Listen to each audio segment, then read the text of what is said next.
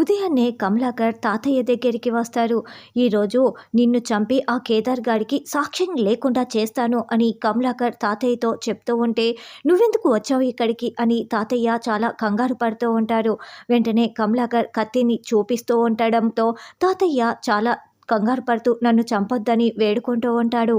అప్పుడే ధాత్రి Kedar gate open చేసుకుని లోపలికి వస్తూ ఉంటే, అమ్మా అంటూ గావు కేకలు వినిపిస్తూ ఉంటాయి. ఏంటా కేకలని ధాత్రి కేదార్ లోపలికి పరుగులు పెడుతూ వస్తారు. అప్పుడే ఇద్దరు రౌడీలు బ్యాక్ డోర్ కింద పరుగులు పెట్టడం ధాత్రి గమనించేసి ఒక్క క్షణం ఆగిపోతుంది. ఏంటి ధాత్రి ఇక్కడే ఆగిపోయావు, రా వెళ్దాం, ఏంటో కేకలు వినపడ్డాయి కదా అని కేదార్ అంటే, ఎవరో ఇద్దరు బ్యాక్ డోర్ వైపు పరిగెత్తుతున్నట్లు కనిపించింది కేదార్ అని ధాత్రి అంటుంది. నేను పైన చూస్తాను, నువ్వు బయటికి వెళ్ళి చూడు ధాత్రి అని కేదార్ మెట్లెక్కి పైకి పరుగులు పెడుతూ ఉంటాడు. ధాత్రి ఏమో రోడ్డులోకి వచ్చి ఎవరబ్బా పరిగెత్తిందని వెతుకుతూ ఉంటుంది. అయితే గదిలోకి వెళ్ళిన కేదార్కి కమలాకర్ కత్తిపోటుతో కుప్పకూలి కింద పడిపోయి రక్తపు మడుపులో ఉంటాడు.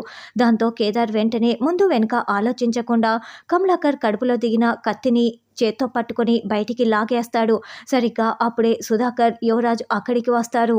కమలాకర్ చనిపోయినట్లు మనకి చూపిస్తూ ఉంటే కత్తి పట్టుకున్న కేదార్ బాబాయ్ బాబాయ్ అని పిలుస్తూ ఉంటే అప్పుడే కౌశికి కూడా అక్కడికి వస్తుంది. తమ్ముడు తమ్ముడు అంటూ సుధాకర్ కమలాకర్ తలని ఒడిలో పెట్టుకొని ఏడుస్తూ ఉంటారు. ఇక కౌశికి అయితే పోలీసులకి ఫోన్ చేస్తూ ఉంటుంది. రే, మా బాబాయ్నే చంపేస్తావా అని యువరాజ్ కేదార్ కాలర్ పట్టుకొని నిలదీస్తూ ఉంటాడు. అప్పుడే ధాత్రి కూడా అక్కడికి వచ్చి చనిపోయిన కమలాకర్ని చాలా షాకింగ్గా చూస్తూ ఉంటుంది. నేను చెప్పేది విను యువరాజు, బాబాయిని నేను చంపలేదు, నేను పొడవలేదు అని కేదార్ చెప్తుంటే, నువ్వు చంపకపోతే నీ చేతిలోకి కత్తెలా వచ్చింది అని యువరాజు నిలదీస్తూ ఉంటాడు. దాంతో ధాత్రి చాలా షాకింగ్గా చూస్తూ ఉంటుంది. పోలీస్ ఆఫీసర్ అయి ఉండి కూడా కేదార్ ఇలా కత్తిని చేతిలోకి తీసుకోవటం, ఇప్పుడు అరెస్ట్ అవటం ఇదంతా కూడా మనకి చూపిస్తూ ఉంటారు. మరి ధాత్రి కేదార్ని ఎలా కాపాడుకుంటుంది?